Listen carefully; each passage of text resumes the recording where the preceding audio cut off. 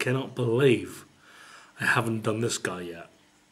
He is obviously one of the most iconic figures in the Transformers realm across all canons, whether it be G1 or even down to the live action movie version going around. Of course, that is, let's show you this guy,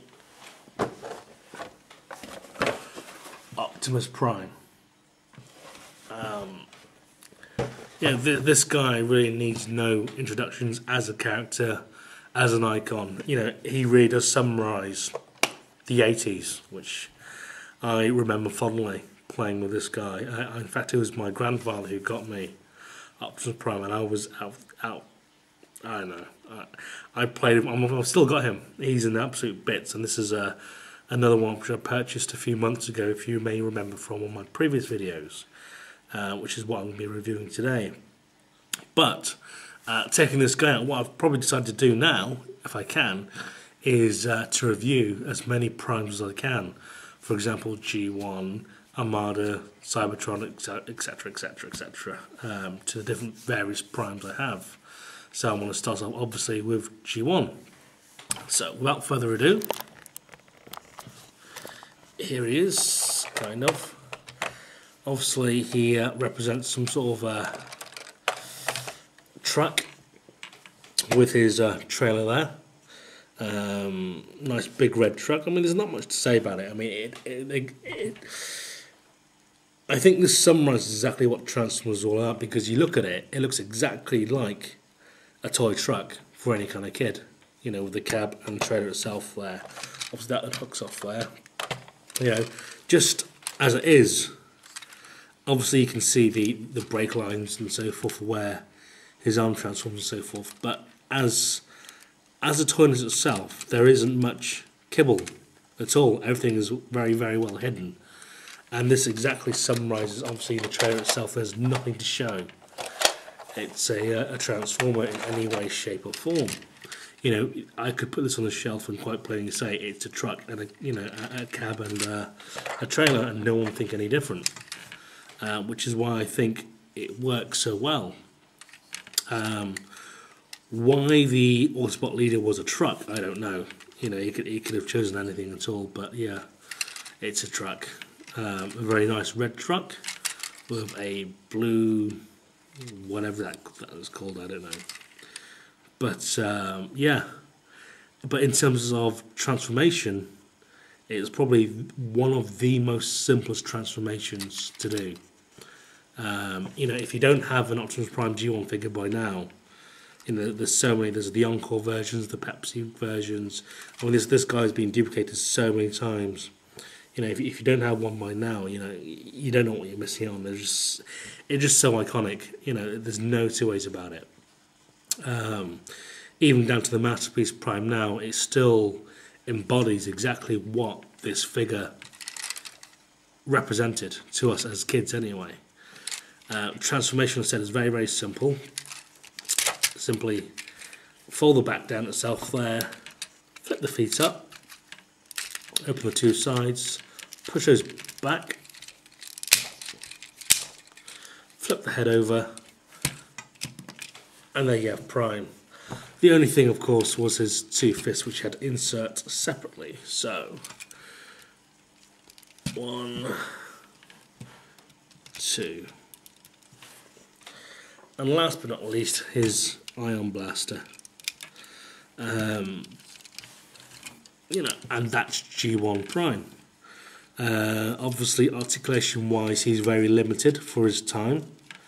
You know, he's advanced for his time, but you know, in terms of today's standard, he's very limited. He does bend at the elbows there.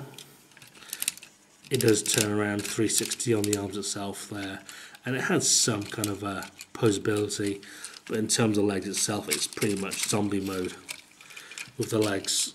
Mine's not perfect, but you know, it bends at the knees, but that's as far as it'll go forward without breaking the figure itself there.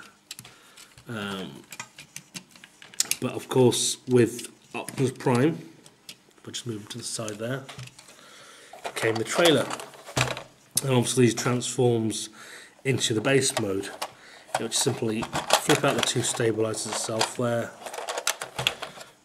open the end of the trailer, crank it open, and inside you would have roller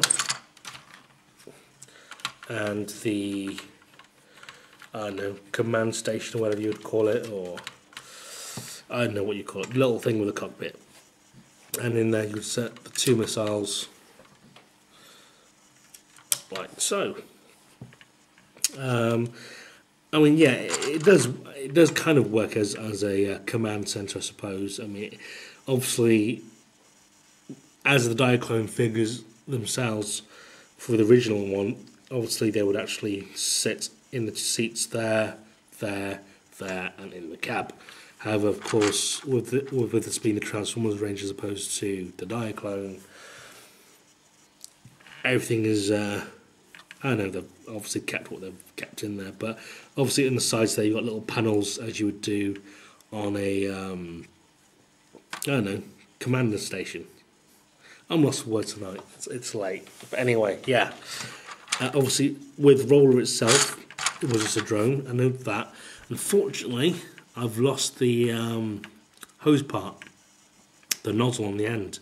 I did have that somewhere, but I have lost that. But this was simply go on top itself there, so that could simply feed Prime, I assume, with fuel, even though he works on energon cubes, like so. But alternatively, take that off, and he quite happily holds Prime's ion blaster, like so.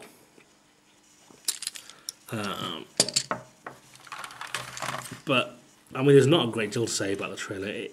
Obviously, with today's incarnation of Prime itself, he's more seen with this standing up as a repair centre, as a docking station of some sort, with Prime sitting there, which, you know, in a way it does work. I suppose. But yeah, mobile command station, that's what it was. That's what I'm sticking with. The only sad thing really is the actual ion blaster itself, the gun. Obviously we can clearly see the handles here, and this is, I don't know, some sort of stock or some sort of cartridge of some sort, but because of the way his fist is, he has to hold it like so, which is a bit unfortunate because it'd be nice to hold it there. And I know it's a shame they didn't produce some sort of fist that would hold that, but you know, in itself, even his ion blaster, I think is the ion blaster. Yeah, I think it's the ion blaster, is iconic in itself. You know, especially in the '86 movie where we saw, oops, a bit lopsided there. Where we saw Megatron and Prime having that last final showdown, you know, and that gun just sitting on the side, glistening in the sun, you know, just made it so iconic. I mean, it did for me anyway, I don't know for anyone else. But yeah, that was Generation 1 Optimus Prime. I mean, there's not a great deal. I mean, I'm pretty much teaching you how to suck eggs.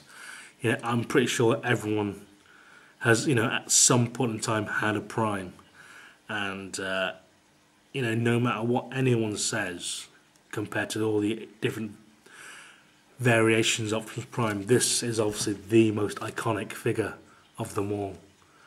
I think I've got 4 of these guys now, and I think, you know, it just really summarises what Transformers was all about. Anyway, you know, robots in disguise. You couldn't really tell it was a robot and a truck, but yet something so simple being so iconic. So yeah, I think I'm going to end it there, and I'll see you next time when I shall probably do a Power Master Prime, I guess, of some sort, if I can be bothered to fish them out. So this is Chief 888 saying thank you for watching. Please subscribe. Thank you to all my new subscribers. I'm up to 264, I think, from my last count, which is kind of nice, seeing that I was away for such a long period of time. people are still subscribing, and I think I've lost a few subscribers by not being here, or you know, whatever reason. But yeah, it's nice to see a lot of people still watching me, so thank you very much, and I shall continue to do more reviews, hopefully in the next coming weeks.